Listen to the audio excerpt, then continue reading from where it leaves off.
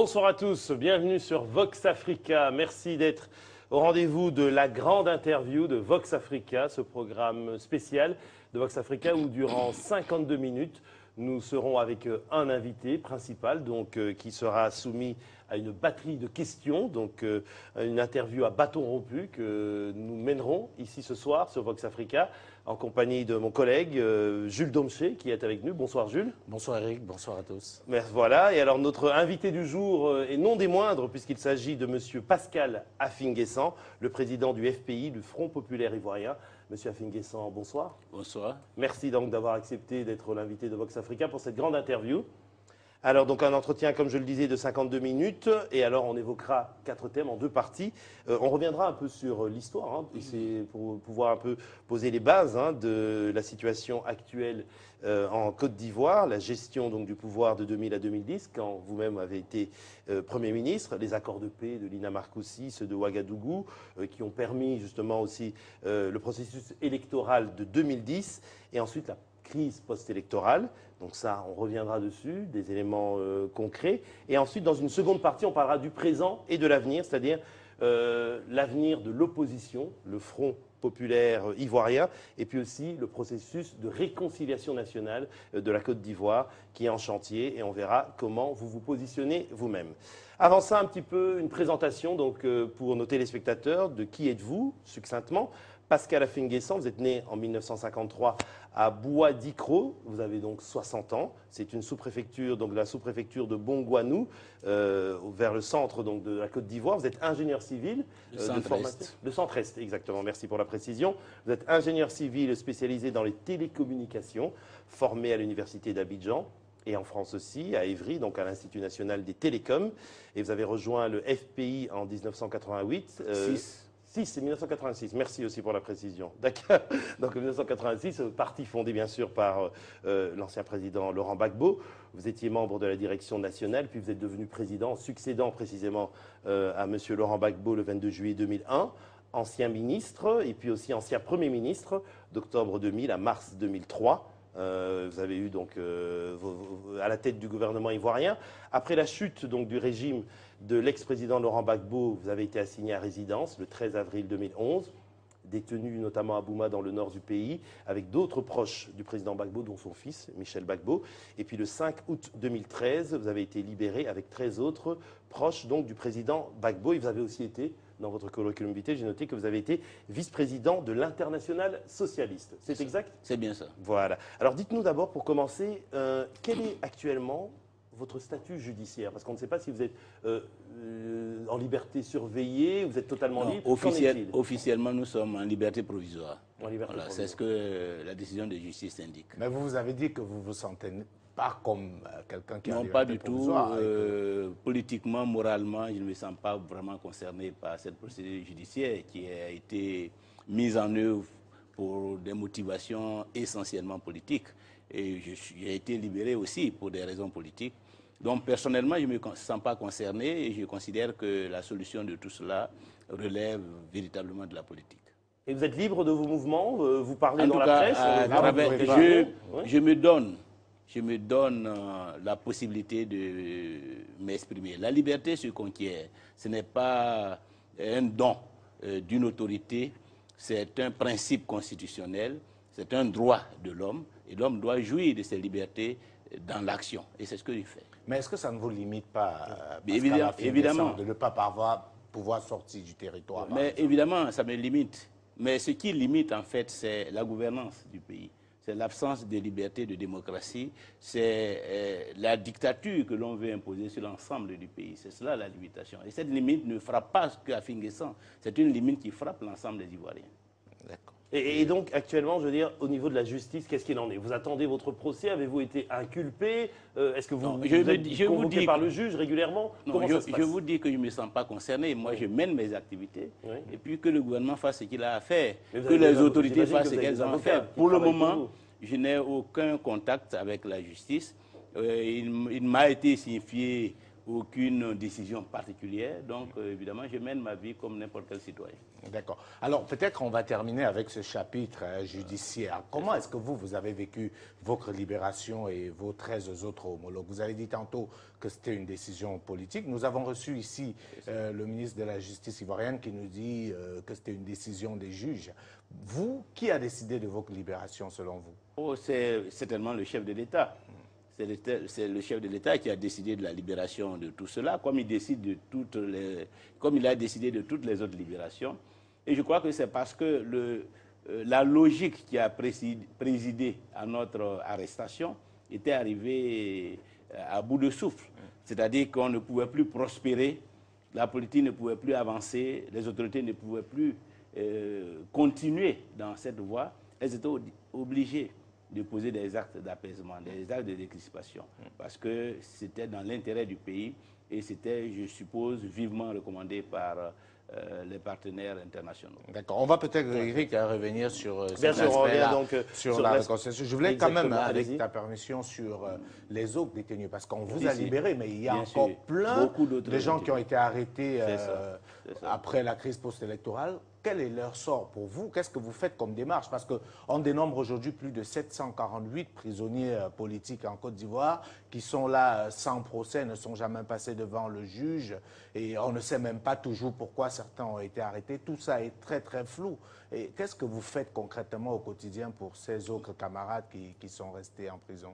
Nous travaillons à sensibiliser les autorités gouvernementales, le chef de l'État, sur la nécessité de les libérer au nom de la paix, de la stabilité et de la réconciliation. Nous considérons que nous ne pouvons pas continuer, que le pays ne peut pas continuer dans cette voie, que c'est une voie sans issue, c'est une voie suicidaire, c'est une voie qui maintient le pays dans la crise. Et donc, nous agissons. Et il y a quelques heures, nous avons rencontré les dirigeants du Rassemblement des Républicains, le parti du président Alassane Ouattara, pour justement continuer, je dirais, la sensibilisation sur cette nécessité. Et donc, nous travaillons à cela. Nous faisons le tour du pays pour parler aussi de la nécessité de la libération. Nous mobilisons l'opinion nationale et même l'opinion internationale pour que le gouvernement arrête dans sa logique d'anéantissement, dans sa volonté d'anéantissement de l'opposition, dans sa dictature qui est imposée sur l'ensemble du pays, et pour que nous engagions ensemble la décrispation, la réconciliation, la restauration des libertés publiques, de l'état de droit, pour que la Côte d'Ivoire se normalise et que la reconstruction du pays soit possible. Et comment vous qualifierez ce dialogue-là, puisque vous nous dites que vous êtes en dialogue, en discussion avec les autorités actuelles de la Côte d'Ivoire? C'est un dialogue constructif ou un dialogue de sourds? Bon, nous ne pouvons pas dire totalement que c'est un dialogue de sourds. C'est difficile, ça traîne, ça hésite, ça tergiverse. Mais nous sommes déterminés à tout faire pour que le dialogue aboutisse à la réconciliation, à l'apaisement et à un jeu démocratique clair et transparent. Mais puisqu'on y est déjà, Eric, on va peut-être continuer. C'est sur la question de la justice, parce que vous dites qu'il faut libérer. Mais est-ce qu'on peut libérer sans juger? Il faut bien qu'il y ait des coupables. Quelle est votre position par rapport à cela? Il y a deux écoles. Ceux qui pensent qu'il faut aller vers une amnistie générale, oublier tout et avancer. Il y a ceux qui pensent que c'est impossible de parler même de réconciliation sans avoir fait parler la justice. Vous, quelle est votre position? Nous sommes d'accord, nous sommes favorables à la réconciliation dans la justice. Mais nous considérons que la justice pénale, à l'heure actuelle, l'appareil judiciaire ivoirien n'est pas en mesure de dire le droit, n'est pas en mesure de mener des procédures équitables et impartiales qui pourraient garantir la réconciliation.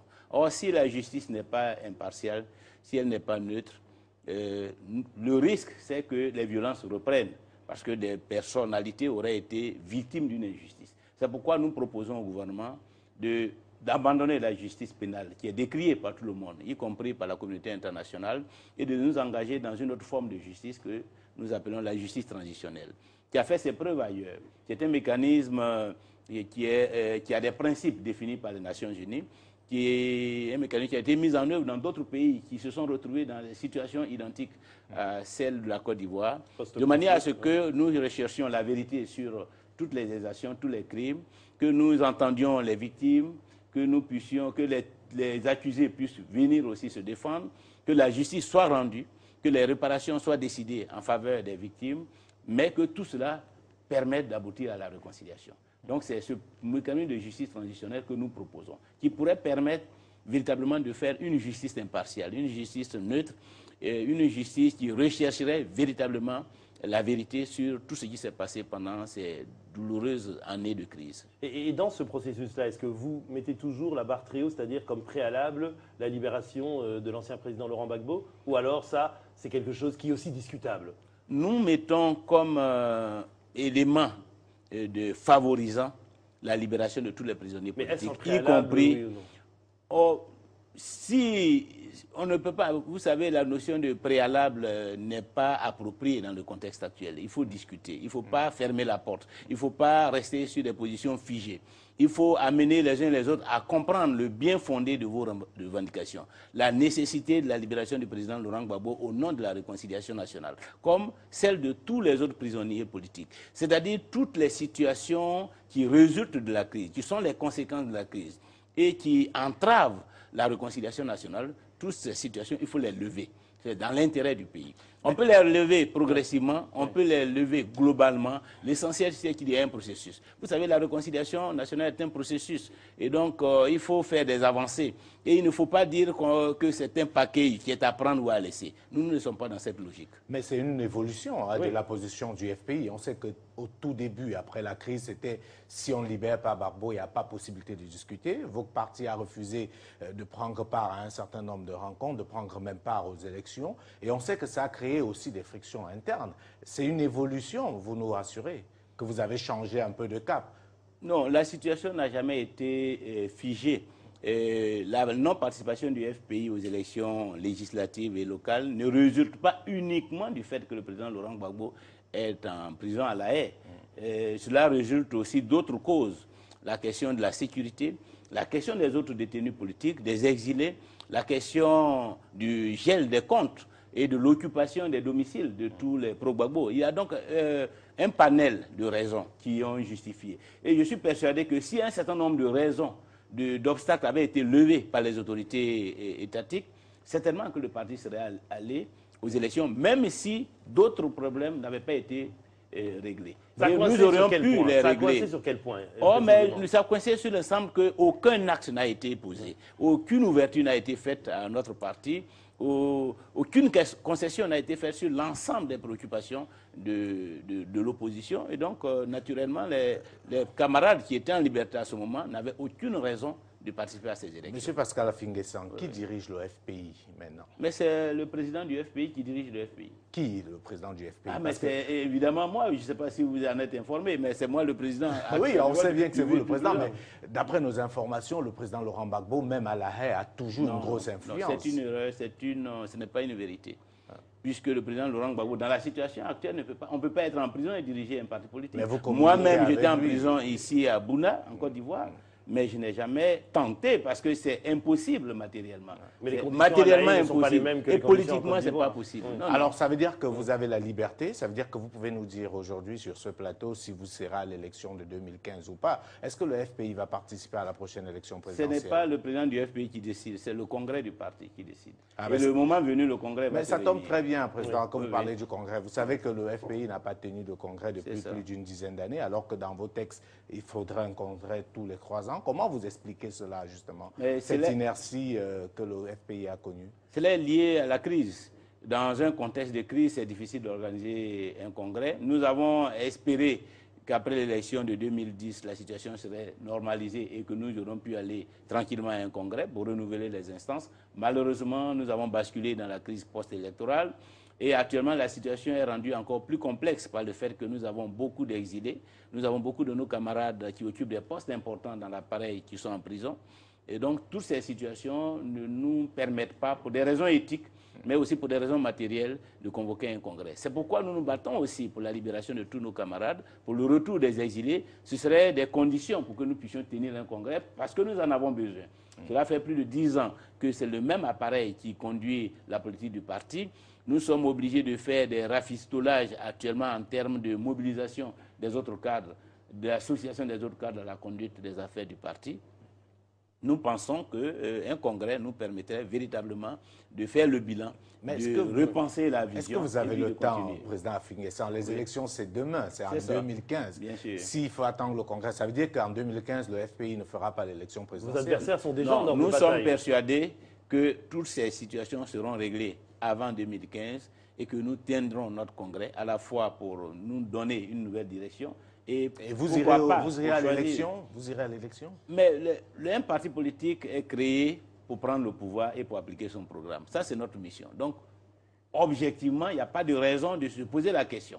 Mais, comme je vous l'ai indiqué, il y a une procédure pour aller à une telle compétition. C'est d'abord l'étape du Congrès, et c'est le Congrès. Donc, je ne peux pas dire que... Je ne peux pas me substituer au Congrès pour affirmer, même si je sais à peu près que nous avons le droit, que nous sommes fondés à aller à des élections. Mais donc, en dépit, je veux dire, des conditions que vous avez déjà fixées pour votre non-participation au précédent scrutin, le scrutin de 2015, le scrutin présidentiel, là, vous irez, quoi qu'il se passe? C'est un scrutin tellement important que vous ne pouvez pas le rater, celui-là. La politique de la chaise vide, c'est fini alors? Non, mais je vous l'ai dit que c'est le Congrès qui décidera de la participation du parti. Mais votre sentiment personnel, à vous? Mais mon sentiment personnel, c'est qu'un parti est fait pour prendre le pouvoir. Et notre ambition, c'est de prendre le pouvoir en 2015. D'accord. Alors vous, Pascal Afingessant, à titre personnel, est-ce que vous voulez être président de la République? Ça vous intéresse, ça? Vous savez, quand vous vous engagez dans le combat politique et que vous travaillez en équipe, la question ne devient plus une question personnelle. C'est une question... Non, il faut un homme pour incarner une idée, idée, un projet. Même si j'ai des ambitions personnelles, ce n'est pas sur ce plateau. Non, il faut bien le dire, parce que... Mais c'est tout à fait louable d'avoir les ambitions de diriger son pays. Si on n'a pas d'ambition, on ne fait pas de la politique. Si on n'a pas d'ambition pour soi-même et pour le pays, on ne fait pas de la politique. Pascal Afingessant, est-ce que vous avez définitivement, c'est un peu le sous-entendu qu'on peut avoir dans vos propos aujourd'hui, tourner la page Laurent Gbagbo et vous dire il faut un nouveau leader et ce leader-là, c'est vous? Est-ce que vous êtes en cet état d'esprit? Mais la question ne se pose pas à ce niveau. Le problème ne se pose pas en termes de tourner la page, puisque la page Laurent Gbagbo, elle est ouverte. Et on doit la lire, on doit l'écrire. Mais cela n'est pas la seule page de l'histoire de la Côte d'Ivoire. Il y a d'autres pages qu'il faut écrire. Par exemple, aujourd'hui, il y a la reconstruction du pays, il y a la réconciliation nationale. C'est vrai que tous ces éléments sont liés aussi à la cause du président Laurent Gbagbo. Donc, il y a un ensemble de défis à relever. Et donc, il faut mener ces défis-là, il faut mener ces combats-là. Et c'est ce que nous faisons. Donc, écrire la page de l'histoire de la Côte d'Ivoire, c'est mener tous ces combats de front et faire avancer les choses. Nous qui sommes aux commandes du parti, nous devons faire avancer les choses. Demain, ceux qui viendront prendront en main les questions qui n'auront pas été résolues par notre génération et continueront de se battre.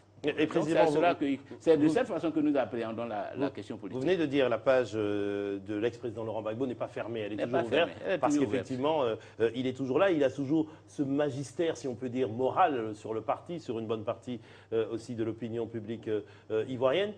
Mais quelles sont vos relations avec vous, justement? Vous avez dit qu'il est un peu restreint dans ses mouvements, mais vous communiquez avec lui. Mais la page de Laurent Gbagbo n'est pas tournée. Non, ce n'est pas uniquement par rapport au FPI que la page de Laurent Gbagbo n'est pas tournée. C'est par rapport à la Côte d'Ivoire. C'est un élément, c'est une donnée de l'actualité en Côte d'Ivoire. Qu'il s'agisse des populations, qu'il s'agisse du pouvoir en place, qu'il s'agisse du FPI, Laurent Gbagbo est une question à laquelle nous devons répondre tous. Ce n'est pas le pouvoir. Aujourd'hui, le pouvoir se mobilise pour faire en sorte qu'il soit maintenu en prison, que ses charges soient condamnées et confirmées. Le FBI se mobilise pour que sa culpabilité, disons son innocence soit établie. Donc, c'est une donnée qui s'impose à nous. Ce n'est pas seulement au FBI. Maintenant, par rapport à l'avenir, vous savez, les hommes passent, les institutions restent. Et nous souhaitons, notre ambition, c'est que le Front populaire ivoirien soit une institution qui dure le plus longtemps possible. C'est-à-dire qu'après Gbagbo, après Afi, après Sangaré, après Simone, il y aura encore d'autres hommes qui continueront à animer le FPI. Gbagbo ne peut pas dire qu'il sera la seule personnalité qui va rester éternellement à la tête du Front populaire ivoirien. Donc, il n'est même plus, depuis 2001, il n'est plus président du Front populaire ivoirien. Depuis 2001, c'est Afi. Peut-être après Afi, il y aura d'autres leaders. Donc, pour nous, la question de l'avenir ne se pose pas. Elle se règle naturellement. Maintenant, par rapport à 2015, comment les choses vont se faire, nous déciderons le moment venu en fonction de la réalité politique qui se présentera à nous. Toujours par rapport à 2015, nous avons reçu l'un de vos anciens camarades, que vous connaissez très bien, Mamadou Koulibaly, qui est parti du FPI. Enfin, il nous a dit qu'il a été chassé du FPI. Vous allez nous dire si c'est le cas. Et pour lui, il faut une coalition de l'opposition contre le régime en place. Quelle est votre position? Et d'abord, dites-nous, est-ce que Mamadou Koulibaly a effectivement été chassé? Si oui, pourquoi? En tout cas, il est parti pendant que j'étais en prison à Bouna. Mais d'après les informations que j'ai pu avoir, il n'était plus sur la même ligne que la grande majorité des militants. Il a proposé que les camarades tournent la page de Gbagbo. Il a proposé que les camarades changent le nom du parti, qu'ils le changent de vision idéologique. Ce sont des propositions qui n'ont pas été acceptées. Il en a tiré les conséquences et il est parti. Voilà ce qui s'est passé. Voilà ce que je peux dire de ce que je sais. Mais est-ce que ce n'est pas une perte pour le FPI? Parce que évidemment, à chaque fois. Ancien ministre des Finances, ancien président de l'Assemblée nationale. Évidemment, à chaque fois c'est l'une des fortes têtes que le FPI avait. Bien sûr. Il n'est pas parti seul. J'imagine qu'un certain nombre de militants l'ont suivi. Je ne sais pas quelle est l'ampleur de ceux qui sont partis avec lui, mais ce que je note, c'est qu'il n'y a pas de cadre d'envergure, soit des élus, soit des membres de la direction du parti qui soient partis avec lui. Et c'est toujours une perte quand un camarade d'un si haut niveau quitte un parti politique. Mais vous savez, la vie politique, elle est faite de ceci. Maintenant, la coalition... Est-ce que vous pouvez vous rapprocher, notamment avec Leader, avec les autres partis de l'opposition? Ça reste un potentiel allié ou c'est un adversaire désormais? Non, il est dans l'opposition comme nous, donc nous ne pouvons pas le considérer comme un adversaire. Notre adversaire, c'est le parti au pouvoir.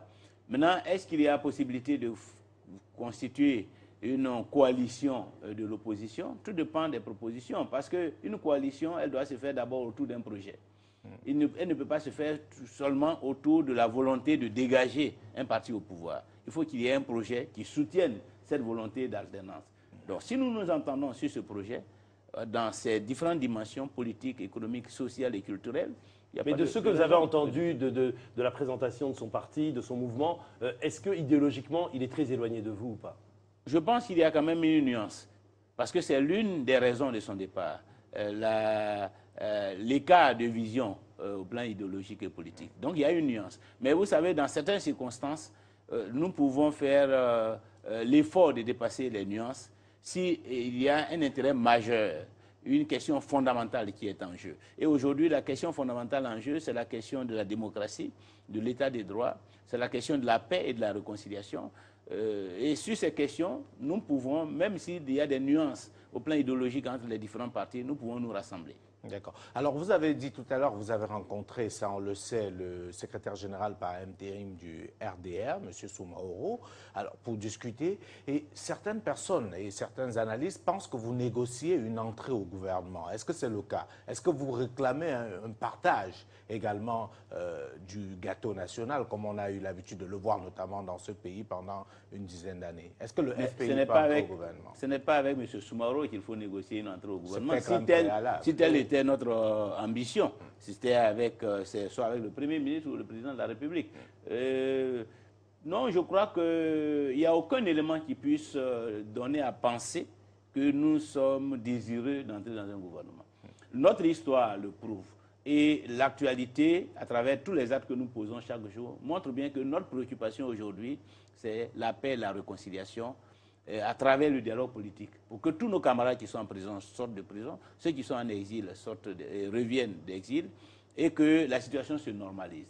Et pour nous, ce sont des conditions urgentes, nationales. Le reste n'est pas à notre agenda à l'heure actuelle. Si vous permettez, Président Finguessan, je suis un peu surpris que vous le dites, votre préoccupation c'est la réconciliation, parce que du côté du pouvoir, on vous accuse de bloquer le processus de réconciliation. On dit justement, s'il n'y a pas avancé dans la réconciliation, c'est parce que le FPI, qui est le principal parti de l'opposition, refuse de dialoguer. Oui, parce que le pouvoir a une conception de la réconciliation qui n'est pas la nôtre. Pour le pouvoir, la réconciliation, c'est la soumission de l'opposition. Ce n'est pas le consensus. Nous pensons que la réconciliation, et c'est pour ça que lorsque nous parlons de réconciliation, lorsque nous parlons de consensus, que nous faisons des propositions concrètes, et nous l'avons fait à travers des thèmes de référence du dialogue politique et des États généraux de la République que nous avons transmis au gouvernement, nous ne sommes pas compris. Parce que le pouvoir en face aurait souhaité que nous nous alignions sur ces positions, que nous nous soumettions à son diktat, que nous ne soyons pas une opposition responsable. Et donc c'est pour cela qu'ils tiennent le langage que vous évoquez. Sinon, nous sommes aujourd'hui en Côte d'Ivoire l'acteur majeur de la réconciliation. C'est le Front populaire ivoirien qui pose les actes en faveur de la réconciliation. Le président Alassane Dramane Ouattara a estimé que ce que vous appelez les États généraux de la République, ce sera une pure perte de temps. En réalité, qu'est-ce que vous pensez? Il a parlé même de bavardage. Oui, enfin, il estime qu'il y a un processus de réconciliation qui est en cours. Il y a un cadre qui est déjà placé. Il y a un cadre et qu'on n'a pas créé un nouveau cadre. Oui, mais cela fait 3 ans que ce cadre a été créé. Quels sont ses résultats? La Côte d'Ivoire reste divisée. Tous les problèmes sont en l'état. La gouvernance est décriée à la fois à l'intérieur comme à l'extérieur. Les violations des droits de l'homme sont courantes et quotidiennes. La dictature n'a pas changé. Donc, c'est dire que le gouvernement actuellement a échoué en termes de réconciliation et cet échec préoccupe au plus haut point la communauté internationale. Et c'est pour cela que nous faisons cette proposition. Donc, il faut, quand on a échoué, il faut changer de politique. Et nous proposons une nouvelle politique. Mais est-ce que votre libération ne s'inscrit pas dans ce cadre? Est-ce que vous prenez ça comme un acte fort? Parce qu'on a vu que cela a été salué. Vous-même, vous avez essayé dans vos propos, même si c'était un peu modéré, de reconnaître que c'était là un pas très fort pour la réconciliation. Est-ce qu'après ça, on peut encore dire que le gouvernement ne fait rien pour la réconciliation? Je souhaite que le gouvernement soit cohérent. Étant donné qu'il m'a libéré parce qu'il pense que je peux apporter quelque chose à la réconciliation, qu'il soit cohérent et conséquent en acceptant les propositions que je fais. Parce que ma libération n'est pas seulement un acte pour que je sois libre de mes mouvements, mais aussi libre de mes pensées, de mes propositions pour la Côte d'Ivoire. C'est en cela que ma sortie était importante. Ce n'est pas parce qu'un individu est dans les liens de la détention et qu'il faut le mettre en prison, mais parce que cet individu-là a une capacité de proposition, a des idées qui peuvent permettre au pays d'avancer. Alors pourquoi, l'ayant mis en liberté, on refuse de l'écouter? Voilà le dilemme dans lequel mais est-ce que vous êtes aussi dans un esprit de dialogue quand vous traitez déjà ce gouvernement de dictature? Est-ce qu'on peut discuter avec des gens, dire dans un bon esprit, en venant, en traitant, en les qualifiant de dictateurs? Je qualifie leur politique. Ce ne sont pas les individus que... C'est leur politique qui est une dictature. Et je leur demande de changer de politique. Et cette dictature, elle est reconnue par tous. Lorsqu'on parle de justice des vainqueurs, et ce n'est pas moi qui le dis, ce sont les organisations internationales des droits de l'homme, comme Amnesty, la Fédération internationale des droits de l'homme. Lorsqu'on parle de corruption, et ce n'est pas moi qui le dis, c'est l'ONU, c'est Transparency International. Lorsqu'on parle de toutes ces questions-là, on est obligé de conclure. Lorsque un rapport de l'ONU accuse même ce gouvernement de mener des opérations en pays étrangers pour kidnapper les réfugiés politiques et pour assassiner des opposants politiques, c'est pas moi qui le dis. Ce sont les termes, ce sont les manifestations de la dictature. Et de ce point de vue-là, justement, vous accusez ce gouvernement de corrompu, ce gouvernement de mauvaise gouvernance et tout ça. On reviendra sur le thème de la réconciliation un peu plus tard. Mais on fait justement, vous avez dit, le FPI a une histoire, il faut revenir à l'histoire. Donc on fait ce petit détour par l'histoire. Je l'ai rappelé, vous avez été Premier ministre exactement entre octobre 2000 et mars 2003. Est-ce que votre bilan, il est parfait? Durant votre exercice du pouvoir, il n'y a pas eu de problème de gouvernance, il n'y a pas eu de problème de restriction de liberté? Nous ne pouvons pas dire que notre bilan est parfait. Nul n'est parfait sur cette terre. Mais nous avons fait des choses avec bonne volonté, avec engagement, pour résoudre les problèmes qui se posent. La question, par exemple, de la corruption est une question qui est, je dirais, endémique en Côte d'Ivoire. Elle n'est pas née avec l'arrivée. Elle n'est pas née hier. Nous avons travaillé à faire en sorte que la corruption recule. Nous avons travaillé à faire en sorte que la bonne gouvernance imprègne l'action gouvernementale. Par exemple, c'est nous qui avons inventé ce concept d'appel à candidature pour pourvoir les postes majeurs de l'administration. Donc, ne pas nommer des partisans à la tête des grandes régies financières, mais nommer par rapport à des compétences, par rapport à des objectifs que nous avons fixés. C'est nous qui avons pris un certain nombre de mesures en faveur de la presse. Et donc, la lutte contre la corruption était une donnée fondamentale de la politique du président Laurent Gbagbo.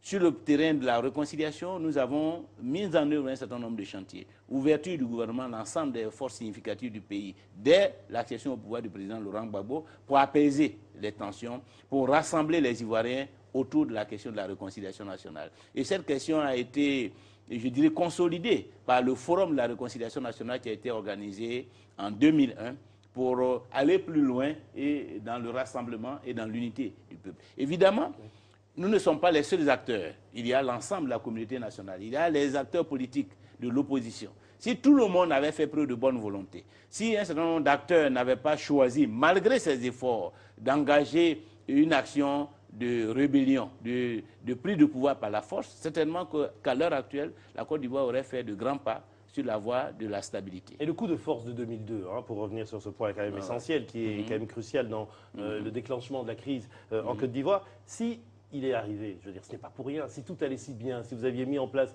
un dialogue, je veux dire une bonne gouvernance, il n'y aurait pas eu des mécontents, il n'y aurait pas eu les forces nouvelles. Non, mais les mécontents étaient là avant l'accession au pouvoir du président Gbagbo. Le mécontentement existait, la volonté de prise de pouvoir existait depuis, je dis, la mort du président Houphouët-Boigny en 1993. Puisque dès 1993, le combat entre M. Ouattara et M. Bédié était déjà engagé. Et même pour la succession du président Alassane Ouattara. Je dirais même que depuis 1991, certains cadres du Nord avaient conçu le projet que le Nord, lui aussi, prenne le pouvoir, au nom du Nord et pour le Nord. Et c'est le fondement de ce qu'ils ont appelé la Charte du Nord. Donc il y avait une volonté de la part d'un certain nombre d'acteurs nationaux de prendre le pouvoir coûte que coûte, parce qu'ils estimaient que c'était leur tour, parce qu'ils estimaient que c'était légitime. Et donc ce projet s'est consolidé avec M. Ouattara et abouti au coup d'État de 1999. Et ce projet s'est conçu à l'insu de M. Laurent Gbagbo. Donc on ne peut pas dire qu'il est à la base de la crise. Il n'est pas à la base de l'ivoirité. Mais il a fait preuve, peut-être si on le dit, de légèreté, parce que vous ne pouvez pas être président de la République et ce genre d'information vous échappe totalement. Non, si on dit qu'il n'était pas au courant, ça veut dire que non, lui mais aussi si, contrôlait pas, il maîtrisait pas la situation. Non, mais s'il a fait une ouverture, c'est parce qu'il était conscient de ces divisions au sein de la classe politique ivoirienne. S'il a rassemblé tout le monde, s'il a tout fait pour que même le président Bédié et le président Alassane Ouattara, qui étaient en exil, à la suite du coup d'État militaire, reviennent. C'était dans un esprit de réconciliation. Donc lui-même, c'est lui qui a restauré, je dirais, le rôle politique de ces acteurs politiques. Mais vous savez, on ne fait pas la paix seul. Il faut aussi que les autres acteurs soient dans une logique de paix. Et je crois que c'est ce qui a manqué. Le président Gbagbo était dans une logique de paix. Il était conscient des problèmes qui se posaient au pays. Il savait qu'il y avait une nécessité de rassemblement et de réconciliation. Il a mis en œuvre toutes les actions qu'il a estimées nécessaires pour que le pays retrouve la paix. Mais en face, il y a eu donc une obsession par rapport à la prise de pouvoir par tous les moyens. Et c'est cette obsession qui s'est traduite par la tentative de coup d'État de 19 septembre 2002 qui a dégénéré en rébellion armée. Mais nous voyons aujourd'hui les conséquences qui sont dramatiques de cette logique de prise de pouvoir, de satisfaction d'une ambition par tous les moyens, d'une ambition politique par tous les moyens. En tout cas, Eric, avec ta permission, peut-être après la pause, on va revenir, parce que quand on écoute le président Afingessa, on a l'impression qu'on avait d'un côté des bons qui ont fait toutes des choses. Je voudrais quand même qu'on revienne un peu sur le passé du FPI et du président Laurent Gbagbo. Quelles sont, selon vous, les erreurs que votre régime a eu à commettre? Quelles sont vos erreurs? Quelle est votre part de responsabilité dans tout ce que la Côte d'Ivoire a eu à traverser ces 12 et 13 dernières années? Oh, je pense que si on peut parler d'erreur, peut-être c'est d'en avoir pas été assez loin par rapport à la profondeur de la crise, n'avoir pas été assez loin dans la résolution, dans la réconciliation nationale, par rapport à la profondeur de la crise. Je pense que par rapport à la profondeur de la crise, nos actions ont été insuffisantes. Oui, peut-être parce que vous avez juste voulu conserver le pouvoir et pas véritablement réconcilier. Non. Que répondez-vous à ceux qui pensent que toutes les mesures que vous avez évoquées, initiées par le président Laurent Gbagbo, c'était davantage parce qu'il souhaitait conserver son pouvoir et qu'il n'est justement pas allé aussi loin qu'il le fallait pour réconcilier définitivement les Ivoiriens? Non, il était au pouvoir, donc il ne se posait pas en 2000 et en 2001 un problème de conservation de pouvoir. Mais par la suite, justement, sur toute la période, tous les actes qu'il a posés montrent bien qu'il n'était pas dans une logique de conservation de pouvoir. Ceux qui sont dans une logique de conservation de pouvoir utilisent en général la violence, la force. Non, et c'est ce que nous observons actuellement. Oui. Or, le président Laurent Gbagbo est passé partout où on a parlé de paix. Il a fait toutes les concessions. Il a même accepté que le chef de la rébellion soit le premier ministre du gouvernement de la République en 2007. On ne peut pas faire Mais c'est une question de rapport de force. C'est parce que le rapport de force, lui, était défavorable.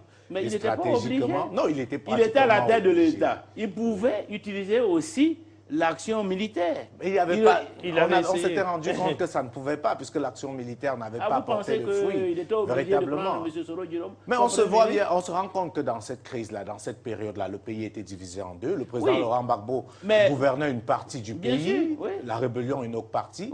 Et on sait aussi que les tentatives militaires, l'armée ivoirienne à l'époque n'a pas brillé par sa bravoure. Donc militairement, c'était quasiment plié. Oui, mais quand on fait une concession, c'est pour un objectif.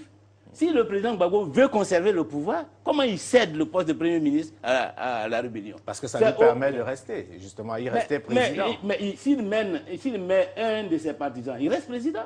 Même s'il met un de ses partisans comme Premier ministre, il verrouille davantage. Je ne vois pas comment quelqu'un peut s'affaiblir parce qu'il a envie de rester au pouvoir. Parce qu'en faisant cette concession, il s'affaiblit. Mais il n'avait pas le choix. Mais il avait le choix. Il avait le choix. Il avait le choix. De force était tellement défavorable. Il avait le choix. Et ça, il faut que vous soyez clair qu'il avait le choix. Il a fait le choix de la paix. Il n'a pas fait le choix de la conservation du pouvoir. S'il voulait faire le choix de la conservation du pouvoir, il n'aurait pas ouvert. Mais le choix... Or, aujourd'hui, qu'est-ce que vous regardez? Le régime actuel qui fait le choix de la conservation du pouvoir a tout fermé. Et muselle même l'opposition. Or, le président Gbagbo, pendant cette période, il a voté une loi pour financer les partis politiques. Et même le RDR, qui n'était pas à l'Assemblée nationale, a été financé.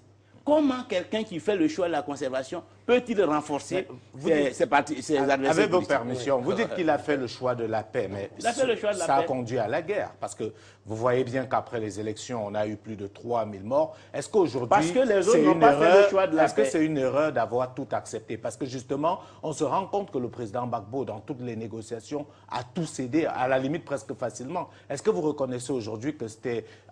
Permettez-moi l'expression, une bêtise d'être... C'était pas une bêtise. On ne peut pas dire qu'un dirigeant...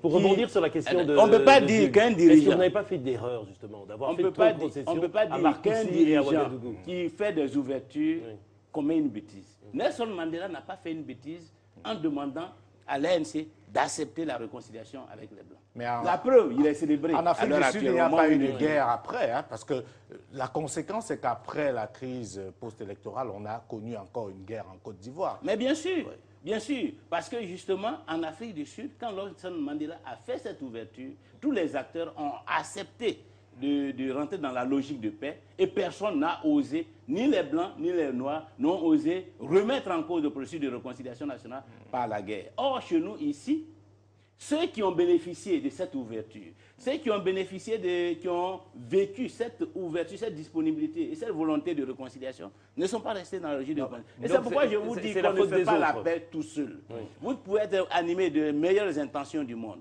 Si ceux qui sont en face, ceux qui sont dans la belligérance avec vous, refusent la paix, il aura toujours la guerre. Et c'est ce qui s'est passé en Côte d'Ivoire. Est-ce qu'il n'y a pas eu une faiblesse stratégique au niveau du FPI? Vous, par exemple, vous étiez à Marcoussis, et c'est vous qui avez paraphé les accords de Marcoussis. Comment vous pouvez être au pouvoir, paraffer un accord qui vous demande de donner le ministère, notamment de la sécurité et tout, aux rebelles? Vous l'avez paraphé, c'est ce que disait Marcoussis. Non, Marcoussis n'a jamais dit ça. Si, bien sûr. Mais moi, je suis signataire. Oui, est-ce que vous avez lu Marcoussis? Bien entendu. Marcoussis n'a jamais dit ça. Qu'est-ce que Marcoussis disait? C'est à Kléber, dans la mise en œuvre de l'accord, que certaines autorités ont souhaité, ont demandé que le ministère de la Défense et vous avez accepté de l'Intérieur. Vous avez accepté.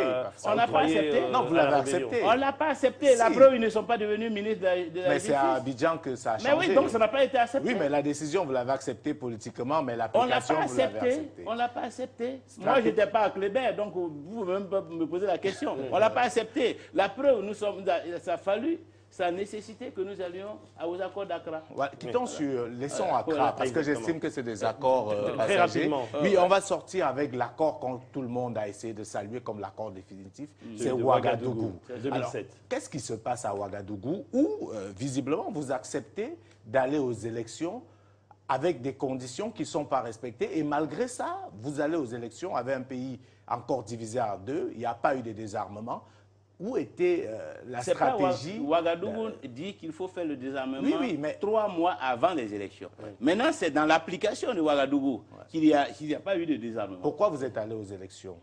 Mais parce que les conditions étaient remplies et que tout le monde poussait aux élections. Est-ce que ce n'est pas parce que vous étiez sûr de gagner? Parce que tout le monde avait dit à Laurent Gbagbo, y compris les sondages de TNS Fofres, qu'il gagnerait par tous les moyens. On se rappelle du slogan, on gagne ou on gagne. Oui, on sait aussi qu'à l'intérieur du FPI, il y a eu des divisions. Il y a eu certains qui étaient contre l'élection parce qu'ils estimaient que c'était un piège.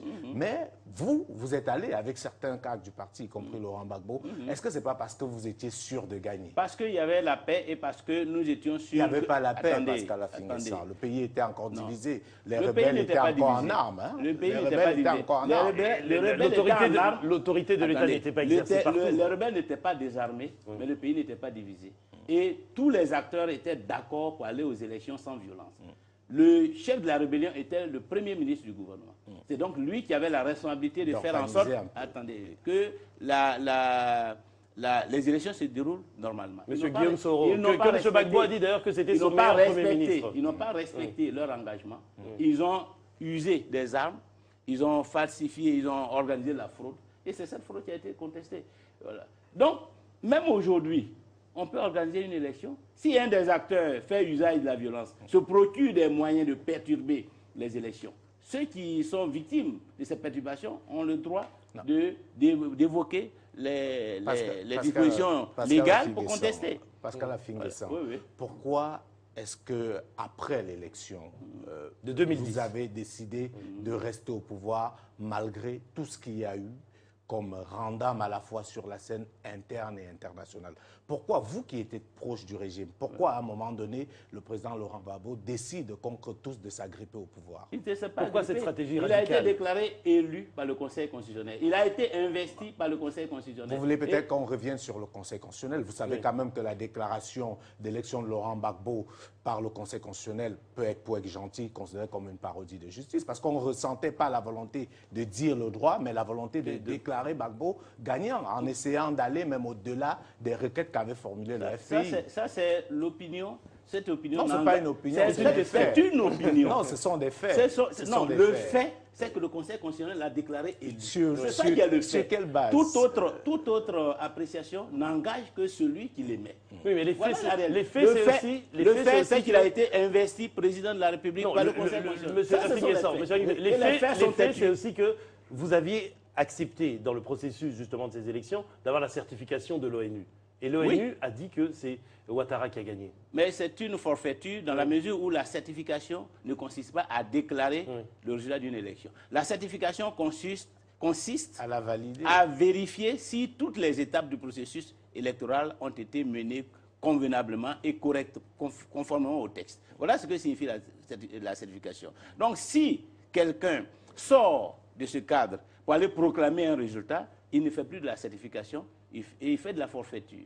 Mais si au sein même, justement, de la commission électorale, on a vu, on se souvient de ces images, je veux dire, cette bataille, des gens à qui on arrache des papiers et tout ça, est-ce que, je veux dire, avec le recul, 3 ans plus tard, vous campez sur votre position, Gbagbo avait gagné cette élection et votre victoire vous a été volée? Je ne campe sur aucune position. J'évoque des faits que vous-même vous connaissez. Et le fait, c'est que M. Gbagbo a été déclaré élu par le Conseil constitutionnel. L'autre fait, c'est qu'il a été investi par le Conseil constitutionnel. L'autre fait, c'est qu'il y a eu une guerre à la suite de tout cela. Et l'autre fait, c'est que ce même Conseil est venu plus tard déclarer un autre candidat président de la République. Voilà les faits. Et il faut dire les faits. Oui. Les faits, c'est que M. Gbagbo a été déclaré élu par le Conseil constitutionnel. Ce n'est pas moi qui le dis. Pascal Ce sont les faits. Pascal Afingessa, Laurent Gbagbo a avait une image, une image au-delà de la Côte d'Ivoire, d'un humaniste, c'est quelqu'un qui était reconnu très chaleureux et qui aimait l'homme. Est-ce qu'à un moment donné, quand vous avez Barack Obama, Sarkozy, j'ai envie de dire le monde entier contre vous, même si vous êtes convaincu au profond de vous que vous avez gagné, pour la survie, pour la paix, comme vous dites que tu es un homme de paix, on ne se retire pas pour dire je préfère perdre le pouvoir, mais laisser les Ivoiriens vivre en paix et revenir en 2015. Voilà, on est déjà pratiquement en 2015. Est-ce qu'à ce niveau-là, il n'y a pas une faute morale? Est-ce que Laurent Gbagbo n'a pas trahi ceux qui croyaient en lui en ce moment-là? La faute morale, c'est de laisser son pays occupé par une colonisation. Et c'est pourquoi il y a eu des résistants dans tous les pays.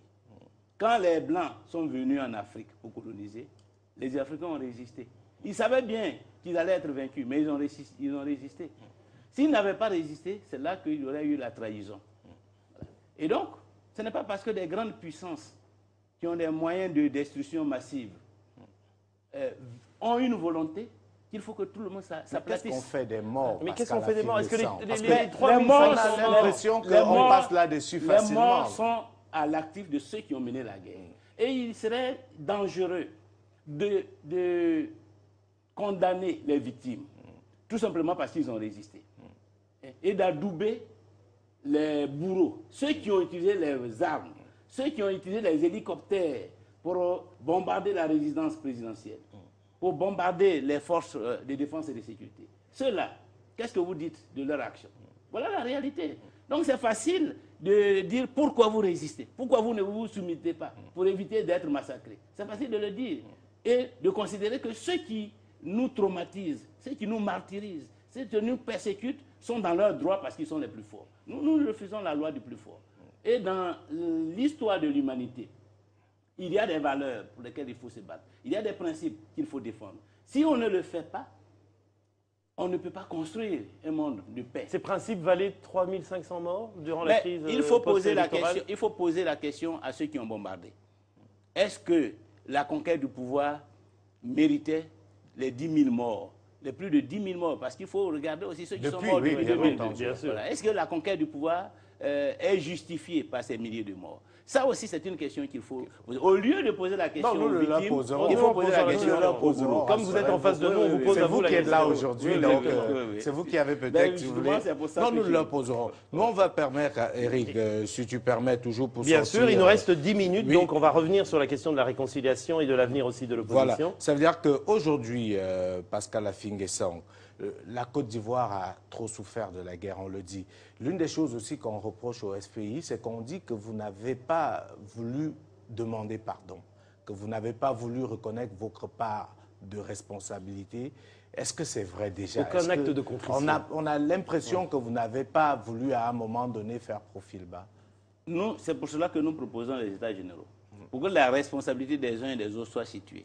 Et que ceux qui effectivement sont reconnus comme étant la base de crimes ou des actions de quelque nature que ce soit, puissent faire amende honorable, puissent faire repentance et en retour recevoir le pardon. Mais le pardon, on ne le déclare pas comme ça dans la rue. On le déclare dans un cadre, après avoir écouté les uns et les autres, après avoir situé les responsabilités. Et c'est ce cadre-là que nous proposons actuellement au gouvernement. Au lieu d'être dans le pardon des victimes ou des vaincus. Parce que ce que le régime nous propose, c'est ça. Vous avez perdu la guerre, donc vous devez demander pardon. Nous avons gagné, donc nous avons raison. Mais le régime demande pardon. Hein. J'ai vu le président de l'Assemblée nationale, Guillaume Soro, à Gagnoa. Oui, demander pardon. Ce n'est pas une déclaration publique comme ça au cours des meetings qui est le pardon. Mais ça a sa valeur. Et ça n'engage personne. Et les victimes ne se sentent pas concernées par cette méthode de demander pardon.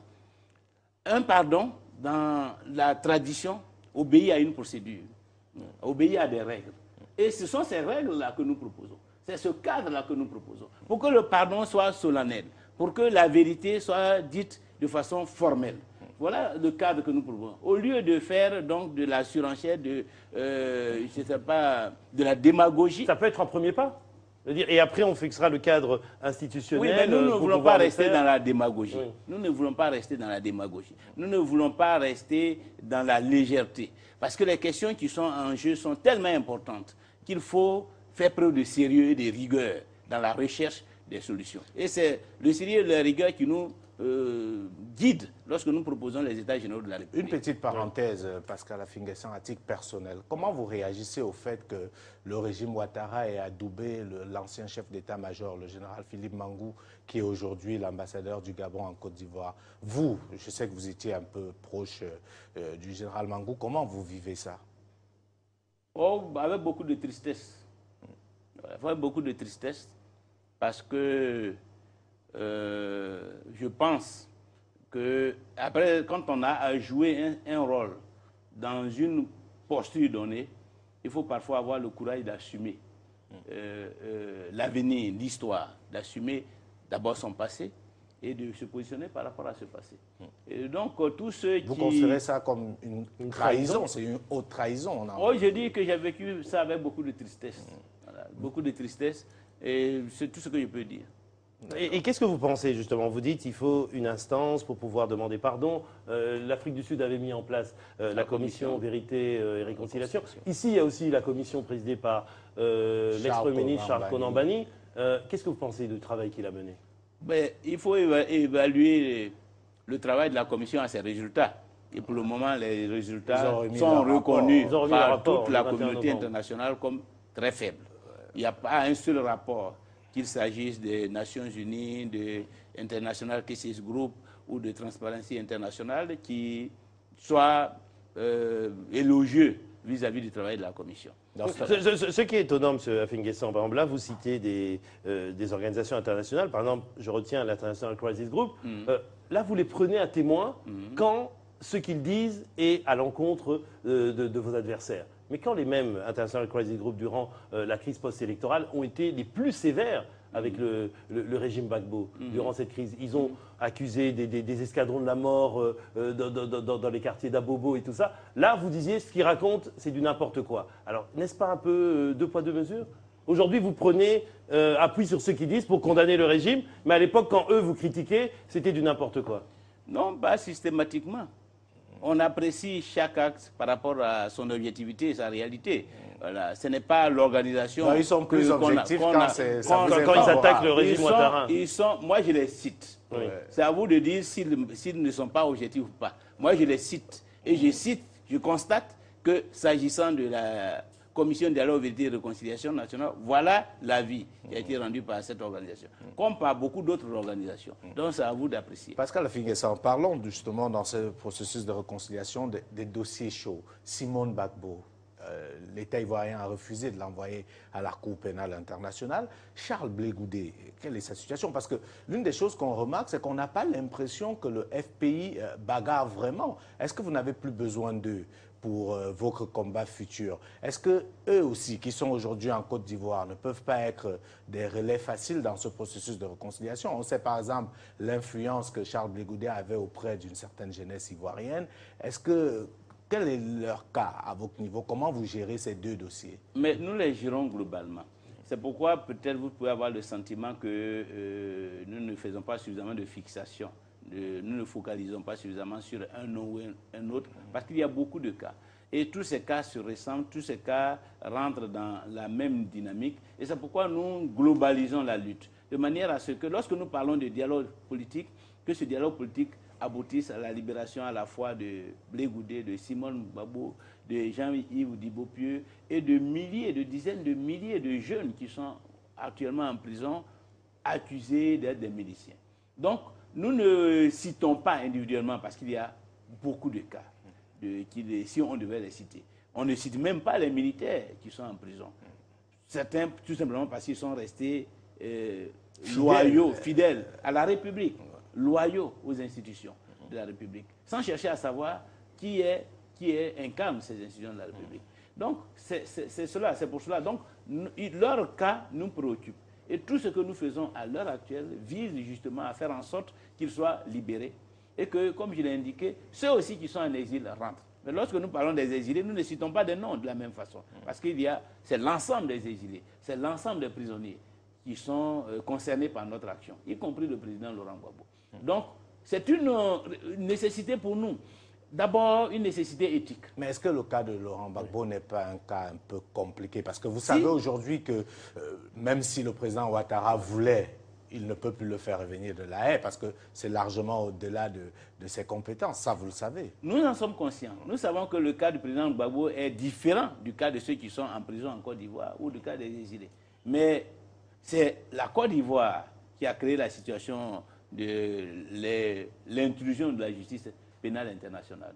Donc, de la même façon qu'aujourd'hui, le président Alassane Ouattara prend la décision de ne plus transférer d'autres Ivoiriens, alors qu'ils sont réclamés par la CPI, de la même façon, la Côte d'Ivoire peut agir de manière à ce qu'une solution soit trouvée au dossier du président Laurent Gbagbo. Il y a une capacité d'influence et il y a un rapport nécessaire entre la situation du président Gbagbo et la situation en Côte d'Ivoire. Et donc, si nous travaillons à favoriser une solution, cela peut impacter la décision de la CPI. Vous estimez qu'il ne sera pas jugé de façon impartiale à la CPI? Pourtant, je veux dire, à première vue, on pourrait se dire qu'il y aurait plus d'impartialité à la CPI qu'en Côte d'Ivoire. Puisqu'en Côte d'Ivoire, ça serait alors traité de justice des vainqueurs. La question ne se pose pas en termes d'impartialité de la CPI. Elle se pose en termes d'abord de légitimité de la poursuite. La Chambre préliminaire elle-même, au cours de l'audience de 2012, a indiqué qu'il n'y avait pas d'éléments pouvant laisser penser que le président Gbagbo avait commis les crimes qui lui étaient imputés. Nous, sur cette base, nous disons, s'il n'y a pas donc de fait, libérez-le. Voilà la première démarche. Le deuxième élément qui fonde notre démarche, c'est que le régime ivoirien veut faire en sorte que M. Gbagbo soit le seul coupable dans tout ce qui s'est passé. Alors que tous les rapports, à la fois nationaux et internationaux, indiquent qu'il y a d'autres coupables. Donc nous disons, pour l'équité, pour l'impartialité, pour ne pas faire une justice des vainqueurs, il faut que le président Laurent Gbagbo soit libéré et que la question de la crise en Côte d'Ivoire se règle en Côte d'Ivoire. De façon politique alors? De façon politique. D'accord. Ça pose un autre problème, Pascal Afingessian, c'est le problème de la sécurité en Côte d'Ivoire. Aujourd'hui, par exemple, on a eu à rencontrer beaucoup de gens, parlant des questions aussi de liberté même d'expression. Il y a des gens qui nous disent qu'ils ne peuvent pas avoir accès à la RTI. Je ne sais pas si c'est votre cas. Est-ce que vous avez accès à la RTI? Non. Ils essaient depuis quelques jours de faire quelques efforts. Mais structurellement, nous n'avons pas accès à la RTI. L'autre problème, c'est vraiment sur la sécurité. Parce qu'aujourd'hui, on a, à cause de cette crise-là, on ne sait pas qui est l'armée ivoirienne. Véritablement, il y a des anciennes milices qui ont été recrutées par les forces nouvelles, par le camp Ouattara, pour mener cette fameuse bataille d'Abidjan. On sait aussi que le président Gbagbo a recruté des milices à l'époque pour combattre les rebelles et même aussi après la crise électorale. On a plein de gens en armes en Côte d'Ivoire et on ne sait même plus comment sortir de cette situation. Quelle est votre proposition? Comment on fait? Parce que si on va à une élection en 2015 sans avoir réglé le problème sécuritaire, avec des gens qui ont encore des Kalachnikov chez eux, est-ce qu'on ne court pas le risque d'avoir une situation encore plus grave que celle qu'on a connue en 2010? Évidemment, si ces questions liées à la sécurité ne sont pas réglées, il est, je dirais, illusoire de penser que les élections se tiendront dans un contexte apaisé et que nous ne courons pas un risque plus grand qu'en 2010. Il est tout à fait évident. Non, nous sommes totalement d'accord avec vous. Et c'est pour cela que la question de la sécurité préoccupe le Front populaire ivoirien, comme elle préoccupe aussi l'ensemble des partenaires de la Côte d'Ivoire. Dernièrement, l'ONU a publié un rapport, justement, s'agissant de la confrérie des Dosso, qui menace la sécurité nationale. Mais en dehors donc de ce problème des Dosso, qui est un problème qui s'est posé dans le mouvement de la rébellion armée du 19 septembre 2002, il y a le problème même des ex-combattants. Oui, plus de 60 à 70 000 ex-combattants aujourd'hui sont dans la nature. Ceux qui ont accompagné le pouvoir de l'accession au pouvoir de M. Ouattara sont dans la nature. Il faut les désarmer. Et ceux qui ont aussi essayé de défendre le vôtre. Parce qu'il y a aussi des ex-combattants, il y a des deux camps. Il y a aussi, c'est vrai, que étant donné le désordre qui a suivi l'accession au pouvoir de M. Ouattara, il y a des ex-FDS, il y a d'autres personnes qui sont en armes et qui sont aussi dans la nature, d'autres à l'extérieur comme réfugiés, et tout cela constitue une menace pour la sécurité nationale. il y a aussi la police et la gendarmerie qui sont en fait désarmés. Parce que le régime n'a pas confiance en eux. Parce qu'ils sont restés loyaux aux institutions, on se méfie d'eux. On considère qu'ils ne sont pas sûrs. Et donc, on refuse de les impliquer dans la gestion de l'ordre public. Or, ce sont les spécialistes de l'ordre public. Et ce sont eux qui ont aussi l'autorité pour mener cette action. Dans cet ensemble de faits, il y a l'armée, comme vous l'avez dit, qui n'est plus véritablement une armée. Oui, parce qu'on a dû intégrer des anciens on a essayé de mettre ensemble des anciens ennemis, puisqu'ils se sont tirés dessus, se sont entretués, et on les met ensemble. Mais sans respecter les hiérarchies, sans respecter les grades, et en faisant en sorte que ceux qui ont gagné soient les chefs. Et tout ça fait que, véritablement, nous n'avons pas d'armée. Donc, cet ensemble de questions s'inscrit dans le cadre de la réforme du système de sécurité. Et nous proposons que cette réforme-là soit une thématique des États généraux de la République, afin que toutes les composantes de la nation participent à la redéfinition de la nouvelle armée, participent à la refondation du système judiciaire et fassent en sorte que ce secteur-là ne soit plus une menace pour la paix civile et pour la sécurité nationale, et au contraire contribue à sécuriser les élections à venir. Merci beaucoup Pascal Affi-N'Guessan. Je rappelle que vous êtes donc le président du FPI, le Front Populaire Ivoirien. Merci. Merci pour cet entretien. C'est moi qui vous remercie. Merci beaucoup Jules Domcé pour avoir participé au président à cette grande interview. À nos questions. Merci à vous chers téléspectateurs pour votre fidélité à Vox Africa. On se retrouve prochainement sur la même chaîne. À bientôt, au revoir.